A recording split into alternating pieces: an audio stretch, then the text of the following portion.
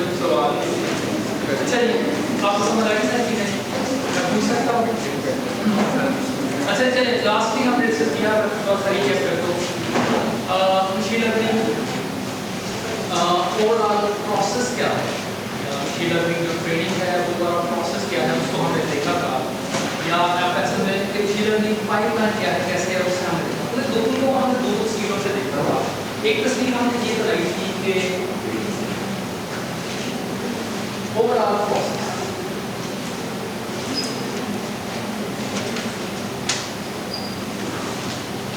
उसके लिए हमने ये वाली तस्वीर बनाई थी कि आप डाटा सेट में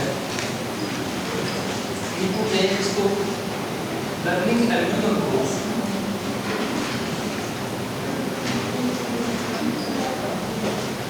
तो लर्निंग एल्गोरिथम क्या करता है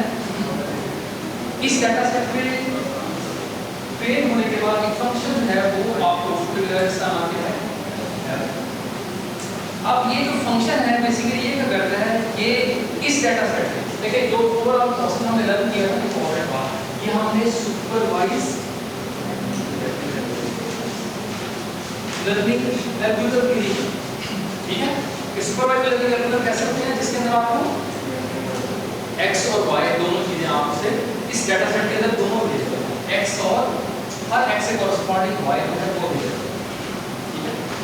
तो ये जो है लर्निंग एल्गोरिथम बेसिकली इस x और y के दरमियान जो मैपिंग है उसे वो लर्न करता है ठीक है x और y के दरमियान मैपिंग जो है वो लर्न करता है जैसे हमने ये वाला फंक्शन जैसे अच्छा इसके अंदर हमने जो प्रॉब्लम डिस्कस किया था वो था रिग्रेशन की प्रॉब्लम ठीक है तो रिग्रेशन की प्रॉब्लम के लिए हमने कहा हमने जो फंक्शन यूज किया था ये वाला फंक्शन था उसका नाम था wx प्लस अच्छा अब ये लर्निंग एल्गोरिथम इस x और y के दरमियान ये बेसिकली y की आई है y हैट तो इनके दरमियान का मैपिंग लर्न करता है कि या x की कोई वैल्यू दे वो आपको उसके कॉरेस्पॉन्डिंग y बताए सर्टिफिकेट वैल्यू अब क्या मतलब ट्रेनिंग हो गई मैपिंग लर्न करने किसके दरमियान इस fx और इस wx प्लस b के दरमियान ठीक है अब आप at the time of testing कोई आप x वैल्यू दे तो ये क्या करेगा फंक्शन आपको y हैट प्रेडिक्ट करेगा ठीक है और हम अस्यूम करते हैं वो जो y हैट प्रेडिक्ट करेगा वो करेक्ट होगा ठीक है जो एस्टीमेट करेगा वो करेक्ट होगा और अगर कोई एल्गोरिथम किसी अनसीन डाटा पे करेक्ट प्रेडिक्शन करता है तो इसका क्या मतलब है इसका मतलब है ये जो एल्गोरिथम है ना या ये जो मॉडल है ज्यादा जनरलाइज तो being a machine learning engineer हमारी कोशिश होनी चाहिए बल्कि होगी हमेशा कि हम जो एल्गोरिथम या जो हम फंक्शन आउटपुट दे रहे हैं ना वो जनरलाइज ये बड़ी इंपॉर्टेंट बात है इस बात को ध्यान रखें जनरलाइजेशन क्या है कि अनसीन डाटा पे जो मॉडल आपने लर्न कर दिया जो फंक्शन आपने लर्न कर दिया वो सही आंसर दे ठीक है दिस इज कॉल्ड जनरलाइजेशन आज समझ लगी बात अच्छा इस वाली तस्वीर को हमने कुछ बड़ा कर दिया था कि क्या मतलब कि ये मेरा डाटा सेट इनपुट है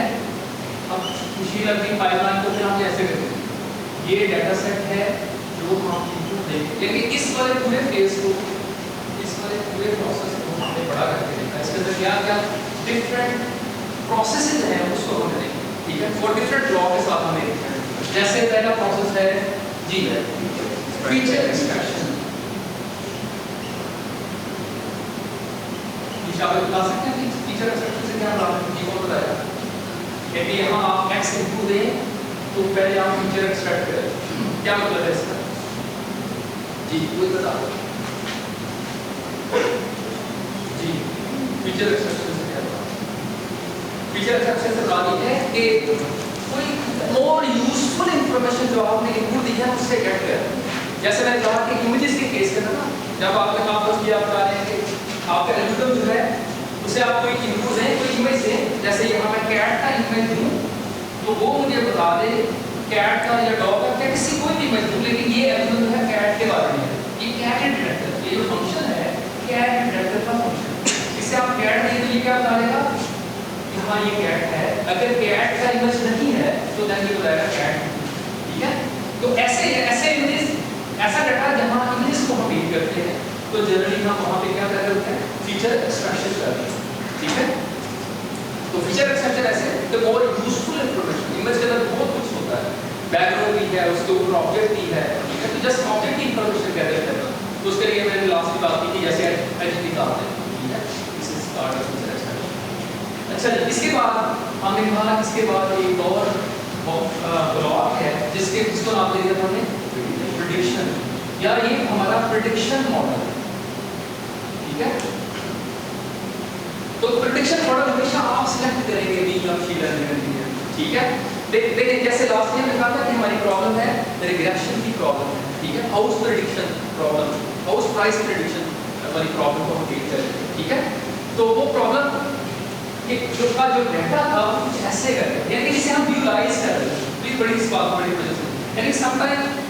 वो काम ऐसा होगा जब आप डाटा को विजुअलाइज कर पाएंगे, ठीक है। जनरली ऐसा होगा आप डाटा को विजुअलाइज नहीं कर पाएंगे, ठीक है। तो जैसे इस वाले केस के अंदर बड़ा आसान है, हमारे पास एक x की इंफॉर्मेशन है और दूसरा y की इंफॉर्मेशन, तो हमें हर x से कॉरस्पॉन्डिंग y का डाटा है, तो ऐसा हमारे पास डाटा है। तो इसका मतलब क्या है, अगर ये डाटा है तो हमने कहा हम सिंपलेस्ट केस से शुरू करते हैं, इस डाटा को थोड़ा सा ऐसे करके ठीक है।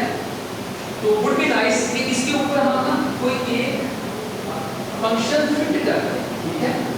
तो फंक्शन जो हमने लिया था वो हमने कहा था ये स्ट्रेट लाइन ले आसानी के लिए, यानी कि आपने हमेशा कोई एक कंप्यूटर के नीचे आपको कोई मॉडल सेट करना है, तो हमने इस डाटा के लिए जो मॉडल सेट किया था वो क्या है, एक लाइन। प्लीज बड़ी क्लियर से इस बात हमने क्या सेट किया, लाइन। जब भी कोई लाइन को यूज करें, जैसे हमने कहा fx जो हमारा फंक्शन है वो है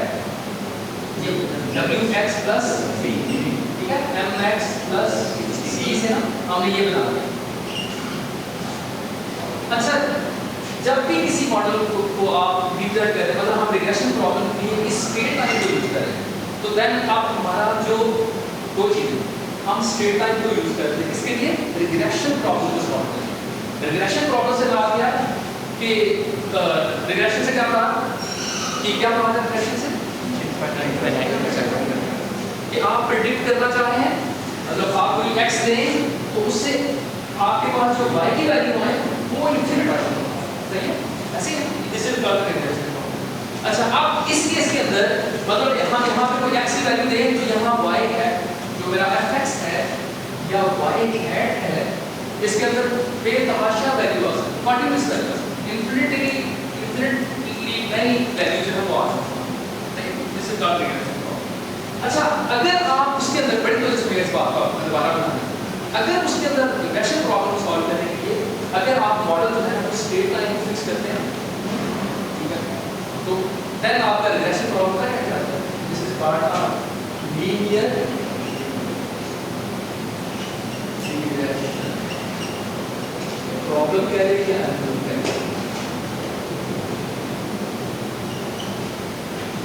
ठीक है।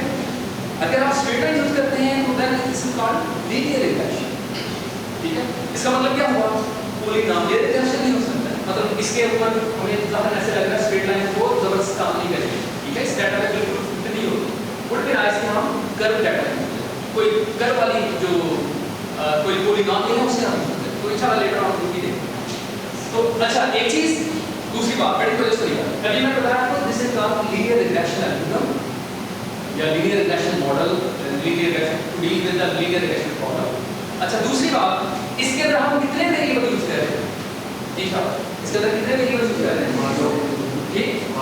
इनपुट वेरिएबल कितने यूज कर रहे हैं, शामिल नाम ला सकते हैं उसका साइज, ठीक है। इस वाले केस के अंदर जैसे हमने कहा ये हमारा साइज है, इसे हमने ऐसे तो linear regression algorithm with one variable, ठीक है। तो इस वाले एल्गोरिथम को हम बेसिकली डिस्कस करें, लास्ट में ये भी बात ऐड की थी लेकिन इसको आप देख रहे हैं। इसका क्या मतलब है, बाद में हम ज्यादा वेरिएबल को भी यूज करेंगे, हाँ बिल्कुल हम यूज करेंगे, ठीक है। यानी हम जो मॉडल यहाँ फिक्स करेंगे ना उसके अंदर से ये x नहीं होगा, उसके अंदर बेतहाशा x होगा, ठीक है। इनपुट वेरिएबल काफी सारे हैं, बिल्कुल उसको भी डील करेंगे, सही है। अच्छा, तो again at the same time ये जो हमारा वेरिएबल है अभी जस्ट लीनियर है, ठीक है। तो इसका क्या मतलब है, नेक्स्ट हम पॉलीनॉमियल की इसके अंदर ऐड करेंगे, ठीक है, तो अगेन चलो हम इसके अंदर ऐड करेंगे। तो जस्ट फॉर सिंपलिसिटी अभी जस्ट हमने लीनियर मॉडल को स्टडी किया। अच्छा जी, इसके बाद ये मॉडल हमेशा हमें ये ब्लॉक के अंदर हमेशा हमारी क्या होगी जी, क्या होगी, हमेशा प्रेडिक्शन होगी कि हमें हमेशा कोई वैल्यू प्रेडिक्ट करके देगा। ठीक है, ये हमें हमेशा y हैट प्रेडिक्ट करेगा। अच्छा, अब ये y हैट जो इसने प्रेडिक्ट की है, यानी कि ये y हैट जो इसने प्रेडिक्ट की है, इस फंक्शन ने जो y हैट प्रेडिक्ट की है, अब हम क्या करेंगे, इस y हैट को हमेशा ग्राउंड जो रियलिटी है उसके साथ कंपैरिजन करेंगे। ठीक है, ग्राउंड या लेबल के साथ या टारगेट वेरिएबल के साथ, सारे एक ही हैं। तो उसके साथ क्या करना है आपने, इस वैल्यू का कंपैरिजन करो। तो कंपैरिजन कौन करेगा, कौन सा प्लॉट है, कॉस्ट या लॉस फंक्शन जो है ना वो करेगा। यानी इस प्लॉट के अंदर क्या आपने यूज किया, कोई लॉस फंक्शन, ये वो क्या है, कौन सा यूज करेगा। अगर आपकी प्रॉब्लम है रिग्रेशन प्रॉब्लम, ठीक है, हर प्रॉब्लम के लिए डिफरेंट कॉस्ट फंक्शन या लॉस फंक्शन को आप यूज करेंगे। लीनियर रिग्रेशन के लिए कौन से, ठीक है, मीन स्क्वायर एरर, ठीक है, या लीस्ट स्क्वायर एरर, सबसे हम यूज करें। वो क्या करता है बेसिकली, वो इस y को, मतलब जो एक्चुअल y है उसको कंपेयर करेगा किसके साथ, यानी कि y हैट माइनस y, दोनों का क्या स्क्वायर, तो डिस्टेंस है ना basically, just find the distance between these two value, और प्लस अभी आपने सिर्फ एक वैल्यू का ही देखना, मतलब जस्ट एक वैल्यू ही देखनी, बाकी क्या देखना है, सारे का सारा ट्रेनिंग डेटा सेट। याद है हमने जो कितना साइज रखा था डेटा सेट, ठीक है, एक तो एग्जांपल मैंने बताई जी, एम जो नोटेशन के साथ हमने कुछ डेटा सेट बना लिया था, ठीक है, एक डेटा सेट मैंने शुरू किया था, एक तो सिर्फ ये एग्जांपल थी, लेकिन उससे पहले मैंने एक बड़ा डेटा सेट, उसके अंदर मैंने कहा था ये 100 एग्जांपल, ठीक है, ऐसा कोई डेटा सेट मैंने शुरू किया था एक, हाँ ये जरा इस तरह का डेटा सेट, ये होस्ट प्रेडिक्शन प्रॉब्लम, ये basically data set entry entry ने शेयर किया, ऐसा जैसे मैंने आपको कोई खास अमेरिका का एरिया है वहाँ का एक्चुअल डेटा। अच्छा जी, तो इसके अंदर हर एग्जांपल को आपने ये आप इंट्रोडक्शन याद रखें, इंट्रोडक्शन में हम डिस्कस क्लास नहीं करेंगे, ठीक है, उसको मैंने फ्री कर दिया, तो आपने दोनों का कंपैरिजन करना है। तो करना क्या है, हर वैल्यू, मतलब यहाँ पे कोई xi इनटू i उसके corresponding y hat i prediction हुई, उस y हैट को उसने उसको कंपेयर करना है आपने y i के साथ। पहली एग्जांपल है, तो पहली एग्जांपल के कॉरस्पॉन्डिंग जो एक्चुअल लेवल है उसको कंपेयर करें जो पहली एग्जांपल के कॉरस्पॉन्डिंग प्रेडिक्शन। और इसके बाद क्या है, इसका मीन लेना है, तो मीन कैसे लेते हैं, यानी सारी 100 एग्जांपल है तो 100 से डिवाइड करते हैं, तो ये मीन एरर आ जाएगा। तो इसके अलावा मैं एक को चेक करेंगे, क्या इसका स्क्वायर दूसरा डिवाइड बाय 2, ये हमें इंशाल्लाह जब मैं अभी आज शायद मुझे अभी क्लास के अंदर, तो ये जब हम कैलकुलेशन करेंगे तो डेरिवेटिव का यूज करेंगे, तो ये 2 जो है ना हमें बड़ा हेल्प होता है कैंसिल करने के बाद से कैलकुलेशन आगे साथ ये सोच सकते हैं, ठीक है। अच्छा जी, इसी तरह से तो ये हमारा क्या आ गया, कॉस्ट, ठीक है। अच्छा जी, बड़ी मजा सुनिएगा, अभी तक मैंने क्या बातें की है, मैंने फिक्स किया है मॉडल, ये है this is called our model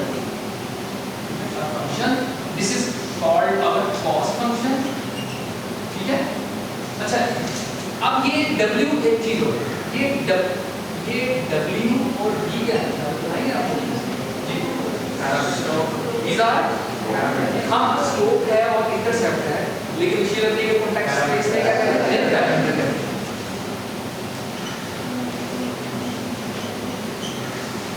ठीक है। तो मशीन लर्निंग का तो क्या करता है बेसिकली, देखिए फंक्शन ये भी आपने फिक्स करना है, ये भी आपने फिक्स करना है। तो मशीन लर्निंग एल्गोरिथम में लर्न क्या करना है बता सकते हैं, बेस्ट पैरामीटर लर्न हमेशा मशीन लर्निंग एल्गोरिथम क्या करते हैं, ये पैरामीटर लर्न करते हैं, सही है। तो वो लर्निंग का कुछ स्टेप मैंने आपको बताया था, अगेन आप दोबारा से उसी बात को आगे लेके चलते हैं। अच्छा जी, इसके बाद इस बात को कंप्लीट करते हैं जी। हाँ जी, उसके बाद है एक ब्लॉक, इसका नाम हमने रखा था क्या, ऑप्टिमाइजेशन। ये क्या करता है जी, ये क्या करता है, ये जो बेस्ट W है और बेस्ट जो P है वो हमें दिखा रहा है, ठीक है। तो उस हवाले से मैंने एल्गोरिथम का नाम यूज किया था ग्रेडिएंट डिसेंट, तो वो हमारे लिए करता है। वो कैसे करता है इंशाल्लाह आज है उसकी बात, ठीक है। हाँ, ये बात बताई। तो ये प्रोसेस जो है ना, ये साइकिल मैंने बना दिया ऐसे, ये बार-बार होता रहेगा, ये बार-बार अंटिल कि आपके पास बेस्ट जो W's और बेस्ट जो B है वो आ, ठीक है। कोई सवाल ये पूरा प्रोसेस है बेसिकली। हर सुपरवाइज्ड लर्निंग एल्गोरिथम को, चाहे रिग्रेशन का है चाहे क्लासिफिकेशन का है, वो हमेशा इस तरह से ही एग्जीक्यूट होगा, इस तरह से ही काम करेगा। सर पता कितना चलेगा कि बेस्ट है W बेस्ट भी आ गई जी साहब, उसके कॉरस्पॉन्डिंग कैसे, हाँ जी, लास्ट में कैसे पता चला था जी साहब, कैसे कॉस्ट मिनिमम मैंने लास्ट, चलिए उसी एग्जांपल, चलिए इस वाली बात को थोड़ा सा और देख लेते हैं। लास्ट ही हमने एक का सवाल था, लास्ट में कैसे पता चलेगा कि बेस्ट W's आ गए। देखिए ये एग्जांपल एक लिखी हमने, जस्ट मैं आपको एक चीज इक्वेशन से शो कर देता हूं, W's का रिलेशन कैसे में पता चलेगा ये बेस्ट है, इस चीज को देखते हैं। अब W का रिलेशन हमारे इस फंक्शन के साथ कैसे है, क्या है, और इस कॉस्ट के साथ क्या है। अब इस तीनों चीजों का आपस में रिलेशनशिप को देखते हैं कि W का थोड़ा सा चेंज होना वो फंक्शन पे क्या इफेक्ट डालता है और वो कॉस्ट पे कैसे इफेक्ट डालता है। तो जिससे आपका जो भी आपका सवाल है कि बेस्ट पैरामीटर पे कैसे पता चले, इंशाल्लाह उसका आपको आंसर मिलेगा। तो उसके लिए हमने एक एग्जांपल आपको दी कि जैसे हमने कहा जी ये एग्जांपल है हमारे पास डाटा सेट है, ये कोई x है, ये y है, तीन एग्जांपल है आपके पास 1 2 3 1 2 3, इसका टेबल हमने ऐसे करके बना दिया है। जस्ट इस बात को अंडरस्टैंड करने के लिए आसान सा एक क्रिएट करते हैं। इसका क्या मतलब है, ये है मेरा डाटा, सही। अब मैं क्या करना चाह रहा हूँ, मैं इस वाले फंक्शन को ना, इन दोनों फंक्शन को, अगर मैं W और W की वैल्यू चेंज करूँ, उसका प्रोडक्ट फंक्शन पे क्या आता है और J पे क्या आता है, उसको हम करेंगे, ठीक है। अच्छा, इसके लिए क्या किया था हमने कहा कि ऐसा करते हैं, सिंपलीफाई कर देते हैं, पैरामीटर जस्ट एक कर देते हैं, कौन से वाला W, D को क्या कर देते हैं 0। तो यहाँ फिर हमने क्या किया, fx इज इक्वल टू, वो हमारा फंक्शन क्या हो गया, ठीक है। अगर मैं हर ट्रेनिंग एग्जांपल को कॉरस्पॉन्ड लिखना चाहूँ तो यहाँ पे लिख देता हूँ। अच्छा जी, इसका मतलब क्या है, मैंने जस्ट ये तो 0 हो गया, अब क्या करना है, जस्ट हमें W को लिखना। तो W में कहा हम अभी अपने तौर पर अभी देख रहा W में अभी हम खुद रख रहे हैं, डेटा कैप्चर कर रहे हैं। तो अभी इंशाल्लाह आज के लेक्चर के एंड में देखेंगे कि ये W है ना, आपने नहीं कुछ करना है, अल्टीमेटली ये एल्गोरिथम है, इसका नाम आपके मल्टीप्लिकेशन एल्गोरिथम है, इसका नाम ग्रेडिएंट डिसेंट है। ये W और D हमारी खुद फाइंड कर देंगे, ठीक है। जिससे अल्टीमेटली पॉसिबल है जी। सवाल इसमें तो